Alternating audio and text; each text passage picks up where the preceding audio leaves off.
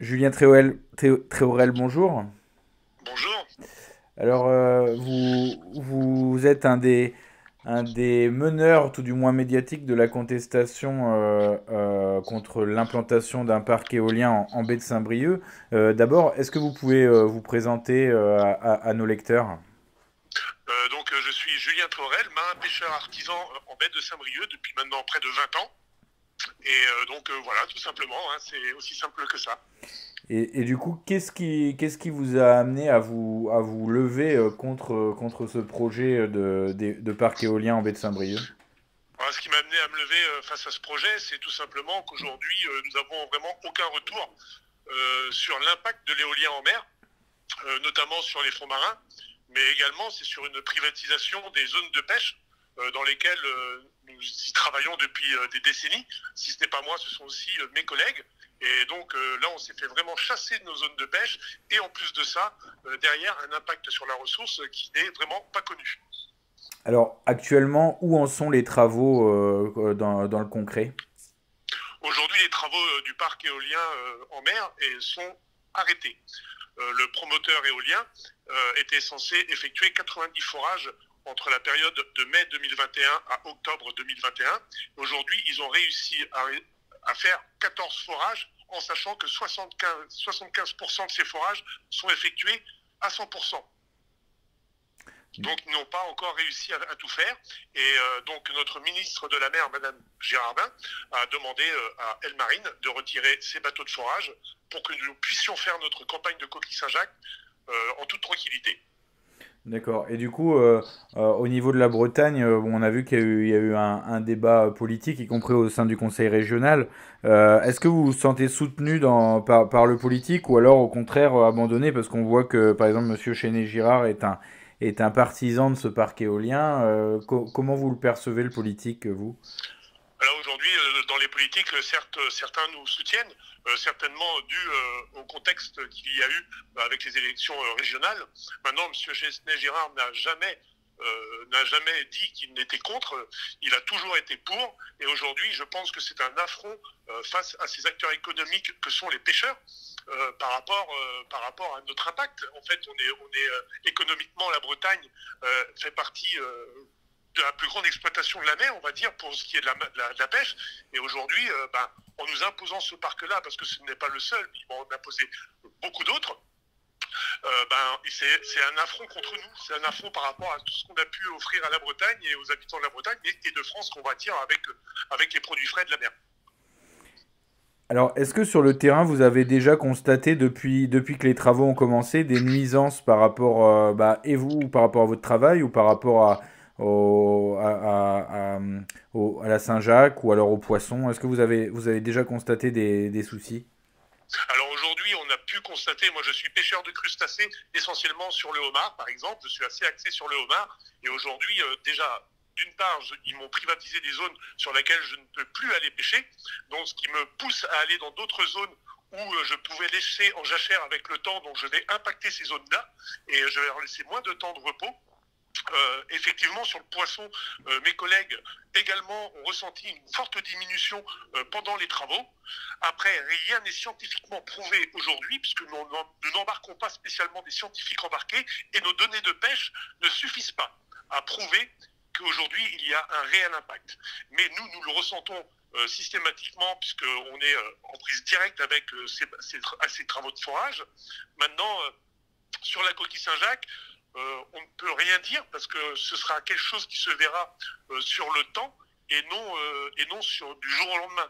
Ce sera peut-être sur des retards de croissance, sur la problématique de reproduction qui pourrait y avoir. Ça, ce sont des impacts qu'on verra, mais dans le temps, pas du jour au lendemain. Mais ce que vous indiquez, c'est quand même que du coup, cette société privée donc, a privatisé une partie de l'océan. C'est-à-dire Oui, elle a privatisé une part, on ne va pas dire de l'océan, parce qu'aujourd'hui, lorsqu'on entend les grands dirigeants de l'éolien en mer, ils disent nous prenons que 3% des océans. Mais aujourd'hui, 3%, ce qu'il faut regarder, c'est lesquels 3% qui prennent. Donc là-dessus, sur une échelle vraiment mondiale, 3% ou européenne, on va dire, c'est vraiment pas grand-chose. Mais à partir du moment qu'ils prennent dans des zones de pêche artisanale où la pêche est durable et responsable, systématiquement, il y a un impact.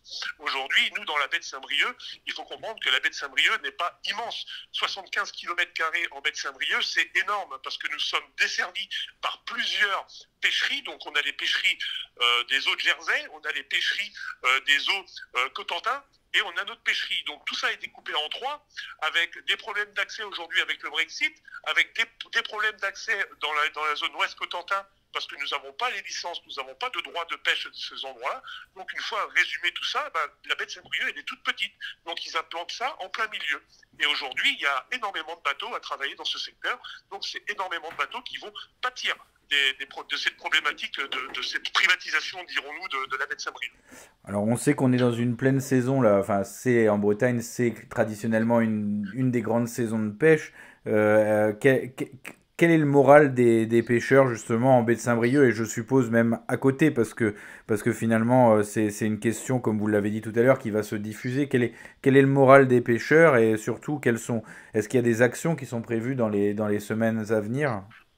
Alors aujourd'hui, le moral des pêcheurs, je dirais donc dans ceux qui sont les plus concernés, ceux qui sont vraiment concernés par les futurs parcs éoliens, que ce soit en Normandie ou en Bretagne. Aujourd'hui, le moral, on va dire qu'il reste quand même assez bon. Mais on voit bien qu'il y a en face de nous une machine à ne pas entendre qui est le gouvernement et ainsi que les promoteurs. Donc systématiquement, à ce jour, lorsqu'on commence à protester, et c'est là qu'on va parler justement de nos actions, c'est que nous sommes tout de suite menacés de sanctions très lourdes à nos entreprises. Et déjà, des sanctions ont été déjà faites auprès de certaines entreprises, puisque nous payons encore maintenant des amendes, tout simplement pour avoir fait le droit de manifester en mer. Donc, systématiquement, avec les menaces qui pèsent sur nos armements et bien sûr sur l'économie de la pêche bretonne ou normande, que ce soit pour nos employés ou que ce soit pour nos entreprises, ils vont réussir à amener à ce qu'on se taise et qu'on ne fasse plus rien à part des recours juridiques. Donc on ne pourra plus exprimer ce qu'on devrait avoir le droit de faire encore aujourd'hui en France, dans un pays démocratique.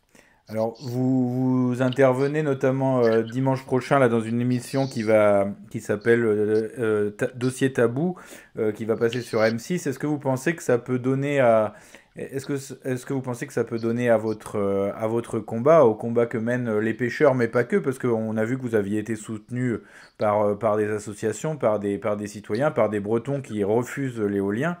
Est-ce que vous pensez que cette émission va permettre de peut-être maximiser la lumière autour de ce problème? Donc l'intérêt de cette émission, dont j'ai été vraiment très heureux de tourner avec M. Lavillardière et ainsi qu'avec ses caméramans, c'est qu'il faut comprendre qu'aujourd'hui l'éolien exposé face aux Français, l'éolien c'est propre, c'est bon. Et aujourd'hui, lorsqu'on va normalement voir cette émission, ils vont aller rechercher les extractions minières, ils vont aller voir les endroits où ils vont enfouir les pales. Donc ce qui va bien montrer déjà d'une part que l'éolien ce n'est pas renouvelable comme on le dit, ou que ce soit écologique. Donc là, il y a vraiment besoin que les Français puissent se rendre compte justement de cet impact qu'il va y avoir dans le temps sur nos paysages, sur les pays, parce qu'on va dire que le problème écologique est déporté, on ne le voit pas. Ce qui se passe par exemple sur la surface de la mer, on ne verra qu'un mât qui va tourner, on va se dire bon c'est là, ça tourne, ça fait de l'électricité, c'est bien, mais on ne voit pas l'impact qui est en dessous. Et comme pour construire ces machines, on ne va pas voir l'impact dans les autres pays, l'impact est dans les autres pays et pas chez nous. Donc on ne le voit pas. Donc c'est à chaque fois, c'est de l'écologie aveugle, on va dire. C'est un petit peu trop facile pour eux. Et là, quand il va falloir démanteler les parcs éoliens, qu'il va falloir recycler les pales d'éoliennes, ça va être envoyé dans un autre pays. Donc voilà encore un impact écologique de l'éolien qu'on ne verra pas, nous, Français, de notre canapé ou sur notre côte. Donc voilà, c'est vraiment important que cette émission soit faite parce que je sais qu'ils sont allés jusqu'au bout du dossier et que ce sera traité correctement. Julien Tréorel, merci pour cette interview. Eh bien de rien.